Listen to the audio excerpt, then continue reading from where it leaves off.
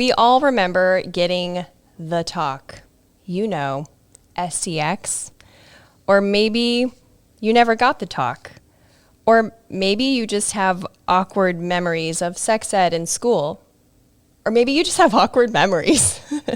My next guest is a leader in global mental health and sex education.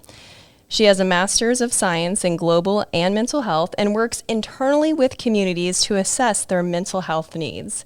She's worked in India, the Czech Republic, Thailand, and the US. And today, she's going to do a comparison of attitudes towards sexuality, East versus West, and give us a few tips on how we can all have healthier attitudes towards sex.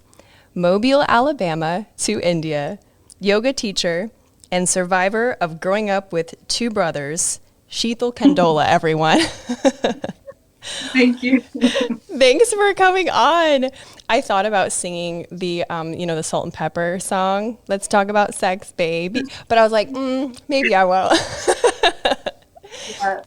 I've definitely used that in classrooms with kids before. They're just like, don't do that ever again. Right. Parents are like, hey, they send a note to school with you. Like, could you not teach my kid that? Well, for the purposes of this conversation, I was looking up like what is East, what is West, and culturally the West is like the US, Canada, Europe, Australia, and the East is technically I think anything east of like Africa. But sexual attitudes towards sexuality in those places are so different. So for the purposes of our lovely conversation today, what is East and what is West?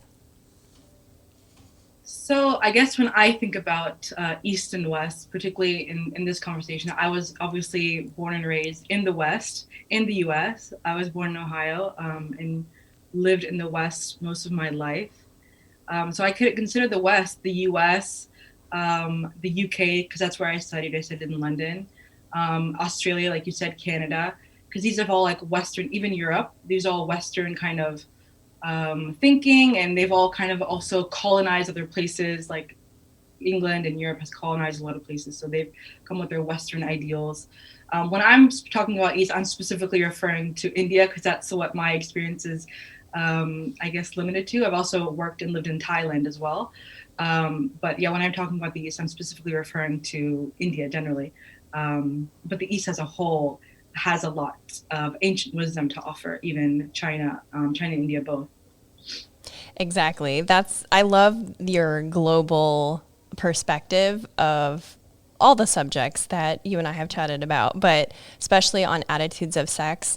I think attitudes on sex and romance and customs, norms, and taboos surrounding those is very telling of the inner workings of a culture. So I would like to know how you specifically, your view of sex in a more traditional Indian household, but in the US, what was your observation of that comparison of what was taught in your household compared to that of your white classmates? Oddly enough, it was quite similar in that when I was growing up, and in Mobile, Alabama, in this very white Christian affluent school I went to, sex was considered bad, was considered taboo, was not talked about or overly talked about. Obviously, also talked about quite abusively. I mean, in my household, it wasn't talked about abusively. It was more just a taboo topic, kind of hush hush. And if any kind of scene came on from a Bollywood movie of two people kissing, my parents were like, "Look away," or like, "Let's change the channel really quick." Yeah. my classmates say also, like I just remember them playing. It was just like a joke to them. It was like it was just like that kind of really jokish type stuff, or just a lot of confusion because I actually never received sex education growing up. They didn't have it in your school? They did not have it in my school. I went to high school in Mobile, Alabama, a place called UMS Wright, a very, very racist school. I would not recommend you to send your kids there. It was very kind of conformative, very brainwashy type school. But yeah, they did not have sex education. I do remember one like lecture, and it was just like, "Do not have it. you will like get an STD, kind of like that, like very like, you will get pregnant. Kind of like putting more fear in kids and fearing people rather than like arming us with knowledge and our options and what to do. So that was my experience with, I guess, sex education growing up. And then, being a young kid, being an Indian in the deep South as well. Yeah. Yeah. So at home, it was just a void. It was not talked about. There was no conversation. And then at school, it was totally fear based. Yeah, fear-based and like, oh, haha. Like there was like this penis game where like boys would gradually say penis very loud. So it was like a joke or like very like, suppressed. So kind of, suppressed in both areas. Yep. Different flavors of suppression for sure. You wrote in an article that sexuality isn't just about sex. Can you explain what you meant by that a little? Yeah, so sexuality, and if you look in the ancient texts like the Kamasutra, sex is the physical act, and any two beings, can have sex. But the Kamasutra is really about pleasure, and not everyone, or basically the human mind, can really only understand what pleasure is, and be able to work towards creating pleasure. And sexuality is also it's about pleasure, it's about seduction, it's about desire. And this is what sex is about. Sex is our highest form of energy, is what Tantra says. Another philosophy that is kind of misconstrued in the West, but Tantra is basically a philosophy that kind of encourages people to embrace everything. Don't deny anything. Don't deny, sex. Don't deny your sin. Don't deny the darker side of yourself. So sexuality is a very encompassing topic that really, really, I think if you get to the core of it, what we're all seeking when we're looking for good sex is not really good sex. It's pleasure, good intimacy. So I think that's like, I get briefly about sexuality, what it kind of encompasses. So how is Tantra misrepresented in the West? Yeah, so Tantra is actually kind of seen in the West as like, it's really focused on this, on just sex, and it gets, a negative reputation, but, there's negative things to everything. So people see Tantra as like, okay, if I learn Tantra, then I'm going to like learn how to have someone have sex with me or, seduce a woman. But Tantra is really just falling into your fullness of your humanity, of accepting every aspect of you, of allowing yourself to be your best self and live your best life, and allowing you to experience the ecstasy of God, of the divine. So that's why I think it's very hard to describe Tantra, because now like yoga everyone has so many different misconceptions about it in their mind, but Tantra is just like fully embracing life. So it's almost like the feelings, the experiences, the thoughts, the pleasure all around sex and sexual romantic relationships. It's an elevated experience that's considered spiritual. Yeah, and it doesn't necessarily have to be with sex either. It could just be with like you could do your Tantra practice by walking in the park or doing your meditation. Doesn't have to be anything intimate either. It could just be about you fully diving in that moment and experiencing everything that moment has to offer you. Noticing the wind blowing on your face, or noticing the smells of, the cars passing or the roses in the garden. So being able to take in all your senses and being very mindful about all your senses. Being present. I love that. That's really cool. Yeah. How do displays of affection between couples differ from east to west? Yeah, so this is an interesting question because, in the West, it's very normal to have a boyfriend, have a girlfriend, hit, hug, kiss, be quite open in public.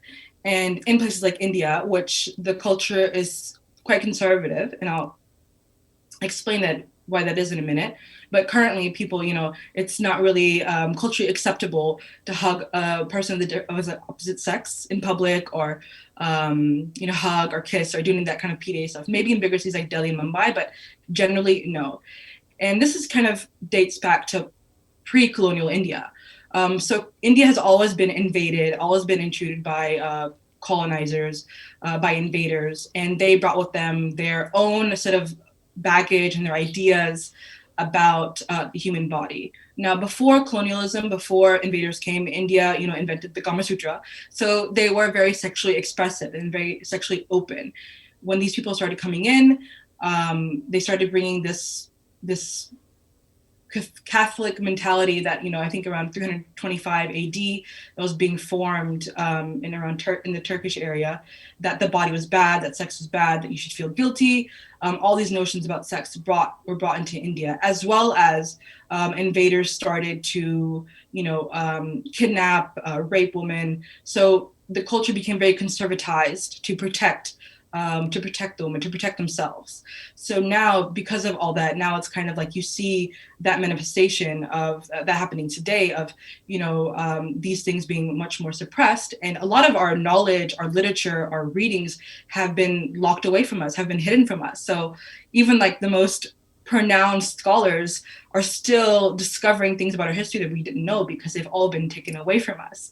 So really kind of, I guess, finding our way back is been a bit difficult and painful, because we've kind of trying to get back to that place that we were, and now everything has kind of been moved everywhere. So it's really interesting. Modern day India is growing very fast and it's very dynamic, and all these things that I think that, me being someone who thinks like the West, or was raised in the West, has very an Eastern or Indian heart and soul, I love to see what works in the West and what I can use in the East, and use it to create a bridge between both.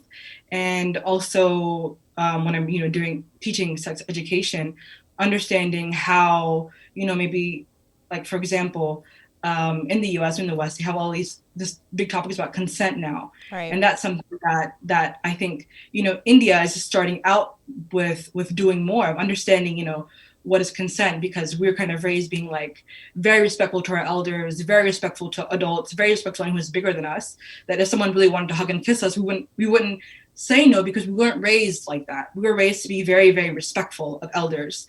So it's interesting, things like this, like consent workshops, saying, no, you have the right to say no to an uncle or auntie if you don't feel comfortable hugging them or kissing them.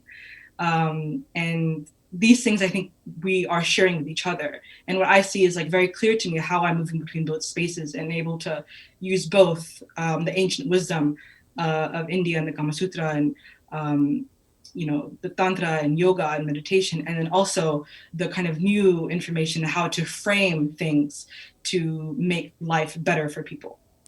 I do find your position really interesting and unique, because anytime you can rediscover history, it can be very illuminating to your current situation, and it can influence the decisions and policies and how families raise their children. So I think I didn't know that the colonizers hid away aspects of Indian history, but that was unfortunately very clever on their part, because if you can rob people of their identity and change the history, literally rewrite the history, then it can affect the way that you can control them, because you can introduce aspects of shame and fear and really become controlling. So I'm wondering now that you're in the position you're in, and you see trends towards India as a whole going towards subjects like consent. Do you see any movement of attitudes there going to like a pre-colonized perspective of sexuality? I think it's always hard to go back. I think that now people are, though, waking up to the beauty and the richness and the amazingness of our ancient texts and our writers and our philosophers and our artists, especially the ones that come from an ancient form. I think there's a lot of people now really grounding themselves in our ancient practices now. And, I think that the way that happened has been maybe a bit roundabout, but I'm so glad and so grateful that people are coming back to our ancient texts and are coming back to realizing the beauty and the richness and the amazingness of this culture. And I do see a lot of people more interested in learning about what what the Kamasutra said, what for example the Bhagavad Gita is timeless. I'm not sure if you're familiar with the Bhagavad Gita. No. Okay, so the Bhagavad Gita is basically a spiritual text, and it's based within the Mahabharata. Now, the Mahabharata is like the biggest epic of all time. It's like bigger than the Iliad and the Odyssey combined. And it's a pity that I had to read the Iliad and the Odyssey in school, but I never got to read the Mahabharata in school. Yeah. Because Mahabharata is amazing. If you ever have time, go on YouTube, type in Mahabharata, English subtitles, and you will always get some relevant spiritual lesson, no matter where you are in your life. It is so timeless and so powerful. And there's a lot of characters and a lot of metaphors. Anyway, so in the Mahabharata, Lord Krishna, this is Lord Krishna behind me, that we were talking about earlier. Lord Krishna teaches Arjuna, who is the greatest warrior of all time, the meaning of yoga in the middle of battle. Whoa, that seems like a bad time to learn about yoga. Well, Lord Krishna is a divine being, so he's able to stop time and teach him yoga. Well, in that case. But he teaches him all the different aspects in the past of yoga, not just like, I think a lot of time people in the West considered yoga just the asanas or the physical poses, which that's a very, very teeny, tiny, small part of yoga. Yoga is an ocean and a huge, vast, like, treasure of wisdom and of knowledge. It's this whole system. It's a way of living. So in this text, you see a lot of people now, I think, grounding in this text and finding their way back to this text and reading. I mean, I've read the Bhagavad Gita maybe 5-6 times, different versions, and every single time you get a new understanding, you get a new meaning depending where you are in your life. So yeah, I do see people coming back to our text and coming back to spirituality and coming back to grounding themselves in what has been, kind of hidden from us for so long. Well, you mentioned the Kama Sutra. The Kama Sutra in the West has a lot to do with Cosmopolitan magazine. So can you explain the difference between the Kama Sutra in the Indian writings versus what most of us picked up in 8th grade? Yeah, so in the West, they consider Kama Sutra just about these positions. And like I mentioned earlier, the Kama Sutra is not focused on positions. The positions are also a very, very small part of what the Kama Sutra has to offer. Now, like I said, the Kama Sutra was written 300 AD, thousands of years ago. And the Kama Sutra is about pleasure. It was actually written for women, for teaching a man how to pleasure a woman. And there's so many different versions of the Kama Sutra, because each time a king came into his kingdom, the Kama Sutra was commissioned, because they believed that if two couples, or if two people were able to reach their find pleasure in their physical intimacy, if that couple was happy, that meant society would be stable, and if society was stable, that meant the kingdom would be stable. So their whole life was based on people finding their pleasure and their happiness within the relationships, which would obviously ripple out into the kingdom. And so the Kama Sutra is a very, very powerful text, and it has lots of offerings and lots of knowledge on how to, I don't like the word seduce, but I guess seduce is the only word I'm limited to. Seduce a lover, the Kama Sutra is basically focused on refinement and beauty and enchantment and making love and having pleasure. And, in the West, it's very much degraded to like, oh, you need to do like this position to like get this. And like, it's very much like physical goal oriented, which is what it's not at all. Yeah, it's almost like our Industrial Revolution also had an effect on our attitudes on sex. But what you just said about, when you're happy in your sexuality and you're like when couples are happy with one another and they're experiencing intimacy on all levels, how that really does make society better. Like I just got goosebumps because that's so true. And we don't always value it in that way. And we definitely have almost, yeah, like I don't know, like, yeah, an industrial attitude. Like, you know, if you pull it down the assembly line and then you know, push these three buttons, then you get what you want out of it. I don't know. It's not as like, I mean, I'm not in every American household, but I'm going to go out there and say that this is not a normal, typical approach for Americans to view sexuality, but I love it. I love the interruption of our thoughts about what we have always perceived as typical.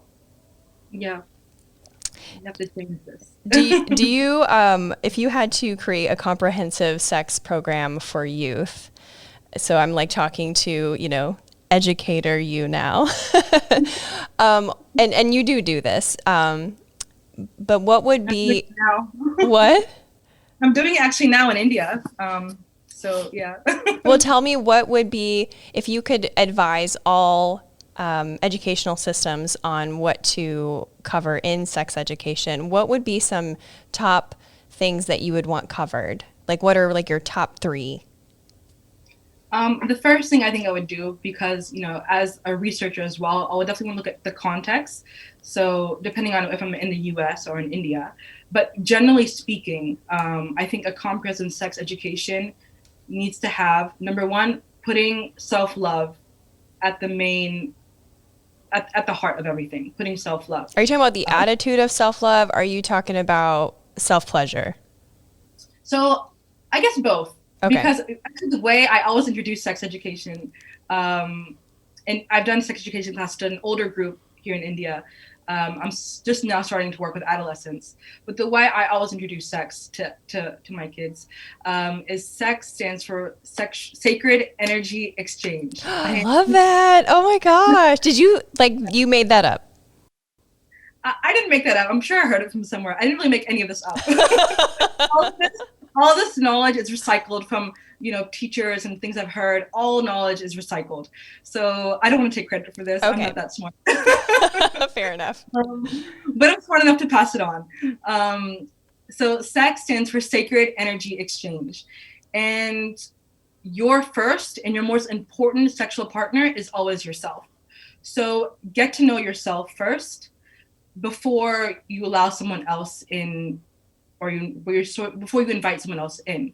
Now, I know that's not always a choice for many people because of sexual assault, sexual abuse, and that's okay. Be gentle with yourself, seek healing for yourself, understand what the root cause of your pain is, what the root cause of maybe if you're having sexual issues or a problem with your sexuality, where that root cause is coming from. Because your sexuality is your strongest link to your spirituality. Once your earth spirit is able to, you know, understand your heaven spirit, then you can become aligned and more centered and more grounded in where you are.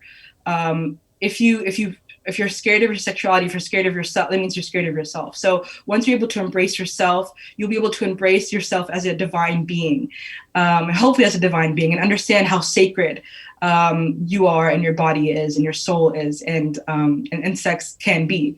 So that's how I like to introduce sex to my kids. But aside from that premise, aside from that grounding of, you know, we're all divine beings, we're all pure and divine beings, no matter what happened to us, no matter what society told us, we are pure and divine beings. So get to know yourself, masturbate, play with yourself, find ways to play with yourself, look at yourself in the mirror, talk to yourself in the mirror, dance with yourself in the mirror, romance yourself, take yourself out, do these things to really, really love yourself.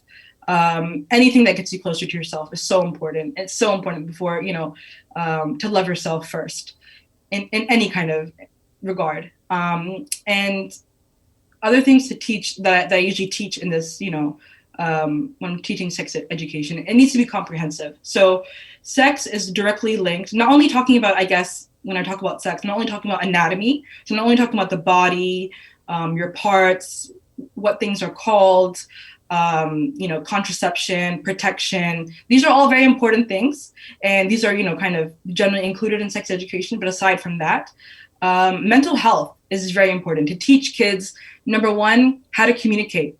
What is healthy communication? What does that look like? What does assertive communication look like? What does aggressive communication look like? What is passive communication look like? How do we use these different types of communication styles to maybe get what we want or get our needs met? When is the right time to use these communication styles? Not only communication styles, but understanding your feelings, understanding your emotions, understanding, what is making me angry, understanding, how to use our feelings to be expressed. I feel angry when you take my pencil, like I feel these kind of very clear statements, these kind of very clear like templates, if you want to say, for kids to use, which I think is very, very essential and very easy. It makes sense to teach this, but we were never taught this growing up. So mental health, talking about, now in some contexts, gender might not be the most easiest to talk about. But I think it needs to be gender transformative. Understanding that gender is not just boy and girl. Gender is a spectrum. Gender can be expressed.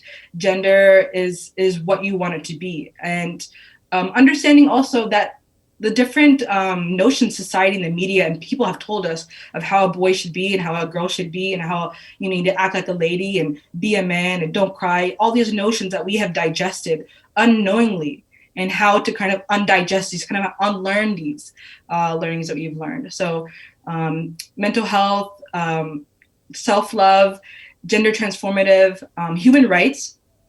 I think kids need to understand that, these are your human rights. The UN has a great list of documents. Great list of articles. What are your rights? Talking about what your rights are. How do you express those rights? How do we see our rights being violated? What can we do when we see our rights being violated?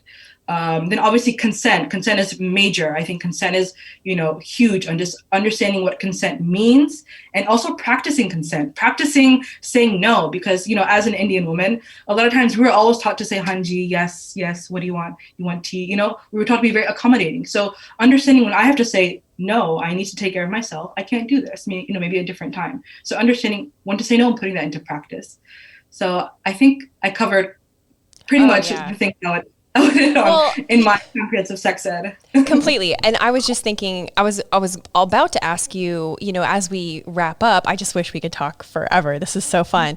I was about to ask you like what tips you would give listeners who are adults to have healthier attitudes towards sex, but I couldn't help but hear those tips in your educational checklist towards students. And I was like, dang, I wish that I could go back in time and teach, little Meredith all of these things, how helpful that would be for me and so many of the people that I grew up with. But are there any other things that practically you feel Western adults should keep in mind for either having healthier attitudes towards sex themselves or towards passing those on to their children? Yeah, I think because we talked about this before, so I kind of wrote out three kind of tips I guess I would give other people. I think, if you look at the Kamasutra, they never talk about the genitals in an abusive way. And I think in modern day, people talk about the penis and vagina quite abusively. They use these very bad words to kind of, I guess, put it, I don't know, demean it or put it down or just make fun of it. But I think it's really important to be very mindful about the language that we're using when we are talking about our sexual parts or our sexual beings. Because, what the words that we use very much changes our actions, So I think it's number one, being very mindful of the language you choose to use. There's a word in the Kama Sutra, it's called, I wrote it down? Chandan Mahal. Means like the palace of sandalwood for the vagina, and Mandan Chatri means the umbrella love god for the clitoris. Wow. So there's these beautiful words that are used to talk about body parts in the Kama Sutra. So just be very mindful about your language and what words you're using. And number two is slow down. Whenever you are, making love or you are with a partner, be very, very, very mindful. Just slow down as slow as you can go. slowing down allows all of our sense to open and us to be more aware of what's happening. So the male, I guess, sexuality is kind of aligned with a fire. It's very quick to ignite and also very quick to burn out. It starts down here and goes up there. Well, whereas the female sexuality is more like water, where it starts up here and it goes down here. It's very slow to boil and slow to cool down. So, we're working with two very, very different energies and two very different opposing forces. So finding that balance is very important, and slowing down kind of can help couples to find that balance more. And also, like, turn off your phone when you are like when you're with your partner. Just like give them an hour, 2 hours, 2 hours, whatever time you need. Just turn off your phone. Don't look at your phone when you're with them. Like, set some time apart. Just turn off the phones, or technology in general. Because I feel like people today are just so engrossed in their phones. And, I even get, like, when I'm with someone and their phone, I just walk away. I'm like, okay, you be on your phone when you're ready, then let me know. I'll be here. Yes. Yes. Yeah, and also just, honor yourself, love yourself. Like I said, like, you are your first and most important sexual partner. So get to know yourself, play with yourself, masturbate with yourself, take yourself out on dates, date yourself, and hopefully, I think also looking into these ancient texts doesn't hurt at all either.